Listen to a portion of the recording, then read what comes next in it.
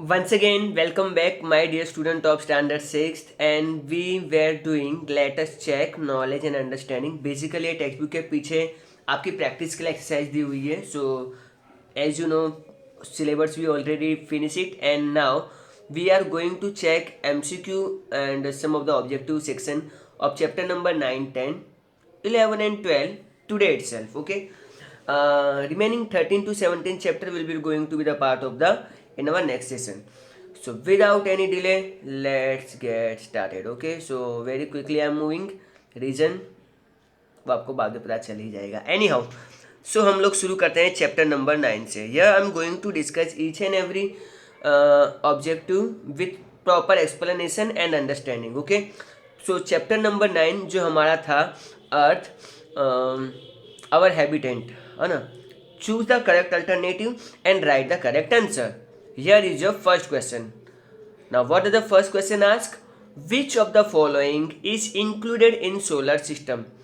इनमें से क्या सोलर सिस्टम का पार्ट है? ठीक है. Option A planets and satellite, option B meteoroid, option C comet and option D all of this. D आपसे बोल रहा है ऑल ऑफ दिस, यानी प्लैनेट, सैटेलाइट, मीटरॉइड, कॉमेट, ये सारे के सारे सोलर सिस्टम का पार्ट है. So option D is the correct answer. Okay, so time waste किए बिना नंबर 2 पे चलते हैं. Which of the following statement regard the planet and it's speciality is incorrect. देखो यहाँ पर है ना, हर प्लैनेट की एक स्पेशलिटी होती है. एंड अगर हम बात करें प्लैनेट्स की, तो प्लैनेट लिखा हुआ है, उसके सामने उसकी स्पेशलिटी लिखी हुई है. तो हम लोगों को देखना है कि ये प्लैनेट की पर्टिकुलरली क्या स्पेशलिटी है. वेल, देखते हैं. Mercury planet closest to the sun. Mercury जो प्लैनेट है वो सन के बहुत करीब है. हाँ, सही है. ठीक है, सन के बहुत पास में ही है. करेक्ट. Number 2 Venus. वीनस जो है ब्राइटेस्ट प्लैनेट है, सबसे ज़्यादा चमकने वाला अगर कोई प्लैनेट है तो वो वीनस है. ठीक है, सी पे रहने देते हैं, डी पे जंप करते हैं. Jupiter biggest planet of the solar system, ये भी करेक्ट है. इनकरेक्ट क्या है? Mars blue colour planet. Mars red colour का प्लैनेट है, ब्लू कलर का प्लैनेट नहीं है. तो बहुत इजीली हमने इसको पकड़ लिया. 3 नंबर पे चलते हैं. Earth is not round like a ball but it is like an dash. तो देखो अर्थ कैसा है, बिल्कुल राउंड तो नहीं है जैसे ये आप बॉर्डर पे देख रहे हो. वेल, एप्पल, ऑरेंज, एग या बोथ बी एंड सी, यानी ऑरेंज एग जैसा है, या तो खाली ऑरेंज जैसा है, या खाली एग जैसा है, या फिर सिर्फ एप्पल जैसा है. वेल, बी ऑप्शन डी सही है, क्योंकि ऑरेंज एंड एग जैसा शेप अर्थ का है. डी की बात करते हैं. Which of the following statement is incorrect regarding the latitude and longitude. तो यहाँ पर आपको दिए गए 4 धमाकेदार स्टेटमेंट. ठीक है. Horizontal lines on the globe are latitude. Okay. Vertical lines on the globe are longitude, इसको लॉन्गिट्यूड बोलते हैं. ठीक है, मैं डी पे जंप कर रहा हूँ. 0 degree longitude Passage through the Greenwich line in of the अर्थ. मान लो ये पूरा जो भी स्क्रीन देख रहे हो ना आप, ये मान लो अर्थ का मैप है, मतलब अर्थ का वर्ल्ड मैप है, और सेंटर में से जो लाइन पास होगी वो उसको हम लोग 0 डिग्री एक ग्रीनविच लाइन बोलते हैं, जो एग्जैक्टली 0 डिग्री है. 0 degree longitude call the international date line after crossing it date day and day changes. तो अगर यहाँ पे 0 की डिग्री जगह अगर 180 डिग्री होता ना, तो ये करेक्ट आंसर होता. तो ये करेक्ट स्टेटमेंट था, और एक्चुअली हमको इनकरेक्ट स्टेटमेंट फाइंड आउट करना था, जो हम फाइंड आउट कर चुके हैं. आई नो चैप्टर नंबर 9 आई में मुझे ऐसा लग रहा है कि मैं रिवाइज करवा रहा हूँ, बट ठीक है, रिविजन करने में क्या प्रॉब्लम है. चलो, which of the following statement is true regarding the international date line. तो इंटरनेशनल डेट लाइन से रिगार्डिंग इनमें से कौन सी बात सच है. ठीक है. Option A 180 degree longitude, after crossing it date and day changes, passes from the Pacific Ocean is zigzag, all of the above. Well, ये सारी बातें सही थी. 180 डिग्री लॉन्गिट्यूड है, इसको क्रॉस करते हैं, ऐसे करो या ऐसे करो, आपका डे एंड डेट चेंज हो जाता है. एनीवन, ये पैसिफिक ओशन में बिल्कुल स्ट्रेट नहीं होता था, जिगजैग जिगजैग लहराते लहराते निकल जाती है. एनी हाउ, वो लहराती रहेगी. हम लोग आगे बढ़ते हैं नंबर 6 पे. Which of the following statement is true regarding the solar eclipse and the lunar eclipse? तो वेल, सोलर एक्लिप्स और लूनर एक्लिप्स से रिलेटेड कौन सी बातें सच है? Solar eclipse, moon between the sun and earth, हमने देखा सन होता है, ठीक है, एंड अर्थ होता है, बीच में क्या आता है? मून आता है, तब होता है सोलर एक्लिप्स, ठीक है। Now lunar eclipse, earth is between moon and sun, sun है और मून है, बीच में अर्थ आ जाता है, तो लूनर एक्लिप्स होता है, okay. Solar eclipse occur on no moon day, lunar eclipse occur on full moon day. अमावस के दिन होता है सोलर एक्लिप्स, जिसको हम लोग नो मून डे कहेंगे, क्योंकि उस दिन कोई मून दिखाई नहीं देता, इसलिए no moon day. And lunar eclipse होता है पूनम की रात को, जब पूरा चांद निकलता है तभी तो लूनर एक्लिप्स होती है। तो ऊपर के तीन स्टेटमेंट करेक्ट हैं। एंड चैप्टर नंबर 10 पे चलते हैं। ओहो हो, so here is your chapter number 10.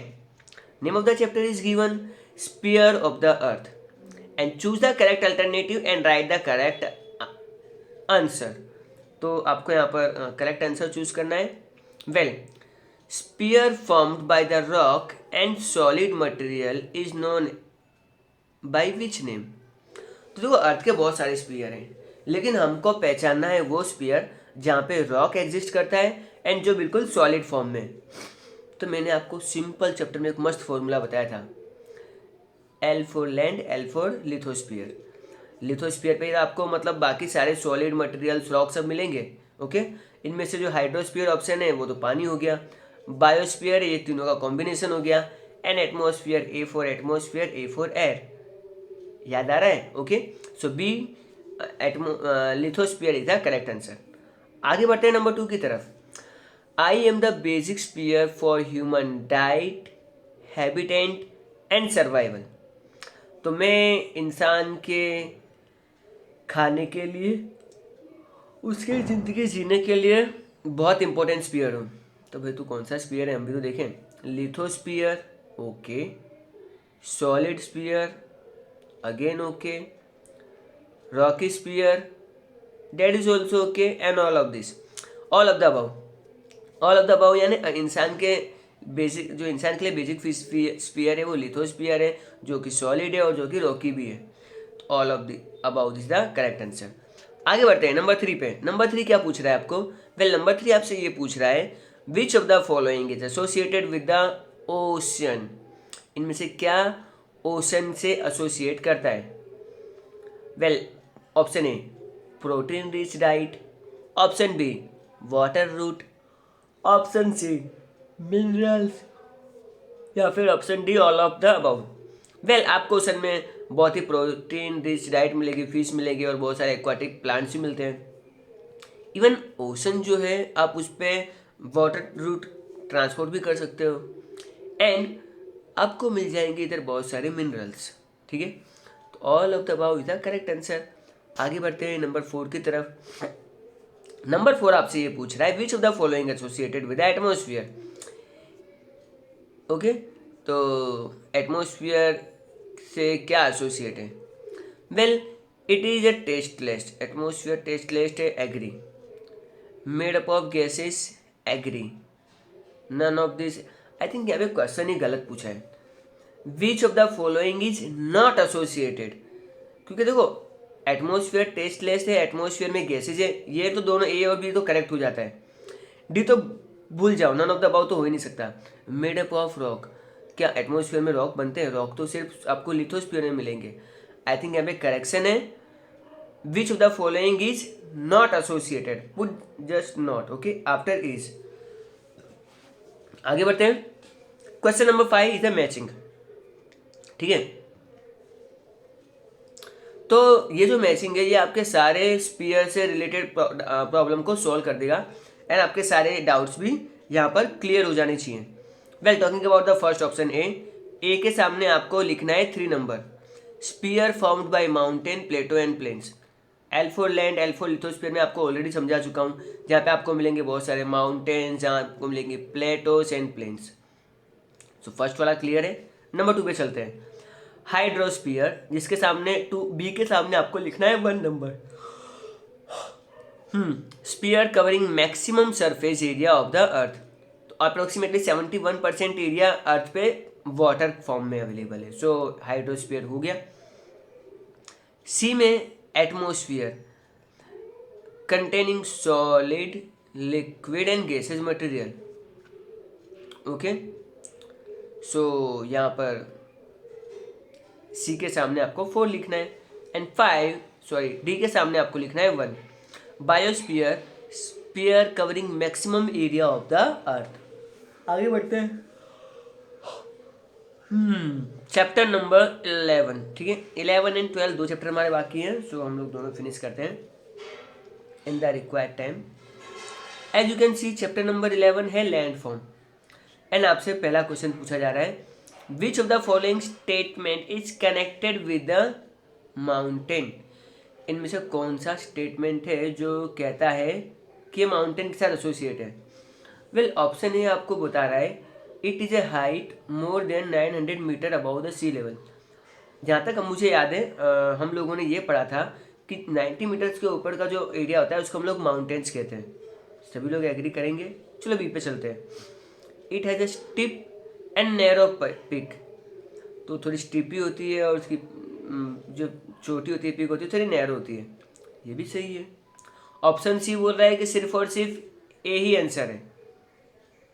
Well अब ना प्रैक्टिकली सोचना, अगर ए ही आंसर होता तो फिर तो सी भी आंसर होता। मतलब ए कंफर्म नहीं है और सी भी कंफर्म नहीं है, तो एक ही ऑप्शन बचता है डी में, ए एंड बी। मतलब यहाँ पे दोनों करेक्ट आंसर है, ठीक है। ए और बी दोनों स्टेटमेंट सही हैं और जो डिफाइन कर रहा है आपका option D, A and B, तो D is the correct answer. कभी कभी लोग इतने आपको ट्रिकी क्वेश्चन पूछते हैं कि आपका दिमाग चक्कर खा जाता है। ओके, एनी हाउ बढ़ते हैं नंबर 2 की तरफ। Mention more favourable landscape for the human settlement and business commerce. इंसानों के लिए सबसे फेवरेबल लैंडस्केप कौन सा है। इंसान कभी माउंटेन पे रहना पसंद करेंगे नहीं, ऑप्शन ए। प्लेटोज पे भी बहुत कम रहते हैं पर बहुत कम रहते हैं, ऑप्शन बी। आइलैंड्स तो इतने ज़्यादा है नहीं हमारी दुनिया में, ठीक है। हाँ, प्लेन लैंड वो होता है जो बिल्कुल सीधा होता है, यहाँ पे रिवर्स फ्लो करती हैं एंड इंसान ऐसी जगहों पे ही अपना सेटलमेंट करेगा और बिजनेस ओरिएंटेड एक्टिविटी करेगा, चाहे वो इंडस्ट्री हो चाहे वो एग्रीकल्चर हो, ठीक है। Number 3, I protect against the cold wind and provide rain for the humid winds. तो अगर माउंटेन्स होंगे आपके आसपास तो आपके यहाँ पे बहुत सारी आपको ठंडी हवाओं से बचाएगा, प्लस आपके लिए बरसात भी लाएगा। तो वेल वो है माउंटेन्स, ठीक है। प्लेन्स, ट्री, प्लेटो ये नहीं आएगा and correct answer is the mountain. अब देखो यहाँ पर क्वेश्चन नंबर 4 बहुत ही इंपॉर्टेंट बन जाता है। क्यों? यहाँ पर आपको थोड़ा सा अटपटी के तरीके से चीज़ें शो करनी है। Arrange the land form and apply the following location. आपको लोकेशन के हिसाब से बताना है। तो देखो आपको बॉक्स में क्या पूछा गया था, land form and places. And ये जो खूबसूरत हैंड राइटिंग है जो बिल्कुल पढ़ने में अच्छी नहीं लग रही है, ये मेरे हैं, ठीक है। टू बी ऑनेस्ट पता नहीं मेरे हैंड राइटिंग कब अच्छे होंगे, anyhow but at least one can read. आपको आइडेंटिफाई करना है mountains, plateau, plain, bay, gulf, headland, island and strait. Well ऊपर सारे ऑप्शन दिए हुए, मैं एक बार फटाफट ऑप्शन रीड कर लेता हूँ। Tibet, Mongolia, coastal region of Ganga Yamuna, Vindhyachal, Palk of sea of Kutch and Khambhat, bay of Bengal, Palk straight.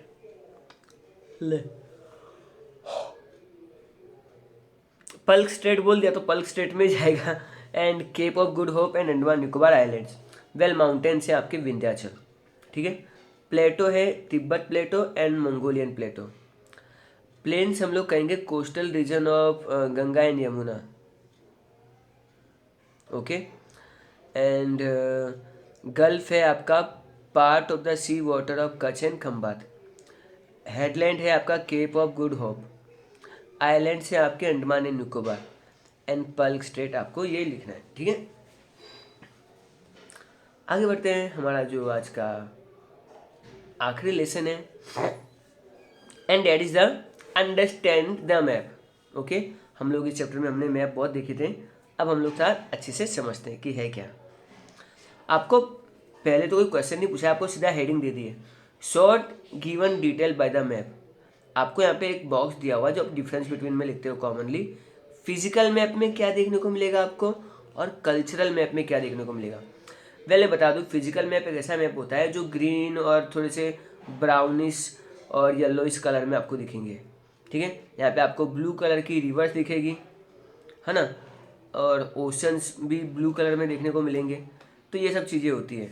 बाकी एडिशनल इन्फॉर्मेशन के लिए हम लोग कल्चरल मैप करते हैं। ऊपर के मैं सारे ऑप्शन पढ़ लेता हूँ पहले। Mountain, transportation, ground, industry, cultivation, agriculture, plateau, irrigation, river, lake, population and ocean. तो इसमें से mountain, grounds, plateau, river, lakes और ओशन आपको मिलेंगे फिजिकल मैप में। जबकि कल्चरल मैप में आपको ट्रांसपोर्टेशन रेल फॉर्म में हो सकता है, रेलवे के ट्रैक फॉर्म में भी हो सकता है, इवन एयरवेज का भी हो सकता है। इंडस्ट्री देखने को मिलेगी आपको, एग्रीकल्चर कल्टीवेशन देखने को मिलेगा आपको, इरिगेशन से रिलेटेड बहुत सारी क्रॉप्स मिल जाएगी, एंड इवन पॉपुलेशन भी आपको यहाँ पे देखने को मिलेगी। तो ये था आपका एक तरह से मैप किस किस टाइप के होते हैं। आपको इसमें से कोई भी एमसीक्यू पूछा जा सकता है। Okay, so you always remain extra careful regarding this. Okay, now only one question is asked to you, and that is specify one minute. Let me read the heading first. Choose the correct option from the option below. Specify the main part of the map from the option given. आपको map में क्या क्या देखने को मिलेगा? Well, directions A, option A, option B conventional, option C कह रहा है आपसे कि ए एंड बी दोनों सही है, और डी कह रहा है कुछ भी सही है ही नहीं। तो ये वेल यहाँ पर आपका आंसर आएगा option C, A and B दोनों सही हैं। आई डोंट अंडरस्टैंड, मैं यहाँ पे हाईलाइट करना कैसे भूल गया। मे बी ये नीचे होगा इसलिए मेरा ध्यान नहीं गया होगा। एनी हाउ हो जाता है कभी कभी। ओके, नाउ क्वेश्चन नंबर 2, इसमें आपको मैचिंग करना है, एंड मैचिंग में आपको डायरेक्शन बतानी है। थोड़ा सा मैं आपको हल्का सा बेसिक आइडिया देता हूँ। कभी भी आप मैप पकड़ते हो ना, हमेशा टॉप पार्ट होता है north, bottom you will find south, right side you will find east, and left side you will find west. ठीक है, तो NESW। ठीक है, अब आपको थोड़ा केयरफुल रहना है। नॉर्थ ईस्ट, तो देखो ये है नॉर्थ, मेरा अंगूठ थंब, और ये है ईस्ट। ठीक है, तो ये नॉर्थ ईस्ट हो गया। Angle between the north east L है, तो इसमें जो एंगल बिटवीन के बाद क्या लिखा है? North east, north east, north east हो गया। मतलब ये मैचिंग नहीं है तो मजाक है, टू बी ऑनेस्ट। अब सुनो, नंबर बी देखते हैं। साउथ ईस्ट, तो ये साउथ हो गया और ये ईस्ट हो गया। मेरे थंब को ऑब्जर्व करो, ये साउथ और सॉरी ये साउथ और ये ईस्ट, साउथ ईस्ट। नंबर 4 देखो, angle between the south east direction L है, वहाँ पे भी साउथ ईस्ट, इधर भी साउथ ईस्ट। अगर तुम लोग कभी तुम्हारा नसीब अच्छा हुआ ना तो एग्जाम में ऐसा शॉर्ट नोट आ जाए तो मतलब मज़ा आ जाए नहीं। एनी हाउ, पर सर भी इतने स्मार्ट हैं, इसे ऐसी fill in the blanks matching थोड़ी पूछेंगे। North west, upper side you will find north over here and you will find west, north west. ठीक है, the angle between the north west direction, मतलब इतनी खुशी हो रही है ये मैचिंग करते हुए, I can't explain. Even D, south west, the angle between the south west direction. ठीक है, सो ये मैंने गलती से कर दिया था, जहाँ पे मैंने चैप्टर नंबर 9 की जगह 10 to 12 किया था, और एक्चुअल में 10 to 12 ही था। But any how chapter number 9 आज हमने फिर से रिवाइज कर लिया, क्या प्रॉब्लम है? ठीक है, so this is the ending of this chapter, this session. And chapter number 13 and 14 जो ये वाला है, ये हम लोग अभी नेक्स्ट सेशन में देखेंगे। सो फ्रेंड्स, आई होप आपको थोड़ा बहुत आइडिया आ गया होगा कि अभी 9, 10, 11, 12 1 फरवरी के आसपास स्कूल इनके खुल चुके हैं। वेल, इनके बाद अब बारी आएगी आपकी, क्योंकि अब जो नेक्स्ट 3 क्लास खुलेंगे वो शायद मोस्ट प्रोबेबली 6, 7, 8 ही हूँ। Okay, and I wish 10 days या 15 डेज के अंदर गवर्नमेंट डिसीजन ले लेगी कि भाई 15 डेज से शायद आपका भी नंबर आ जाए। Well, there are certain students जो पूछेंगे सर क्या ये हमको लेटर्स अंडरस्टैंड वाला लिखना है? हाँ, आपको लिखना है। अगर if you are in student of image, अगर आप इमेज ऐप से ये वीडियो देख रहे हो या फिर मेरे यूट्यूब चैनल पे जाके देख रहे हो, देन हाँ आपको ये लिखना है। Since you having the text book, अगर टेक्स्ट बुक नहीं तो मेरे वीडियो को बीच में पॉज करके भी लिख सकते हो। If you are a non image students, then क्या प्रॉब्लम है? नॉलेज मिल रहा है, गेन करो, ठीक है। लाइक सब्सक्राइब भी कर सकते हो if you want. Any how, well, this is the ending of this video, and hope we will meet soon. So bye everyone.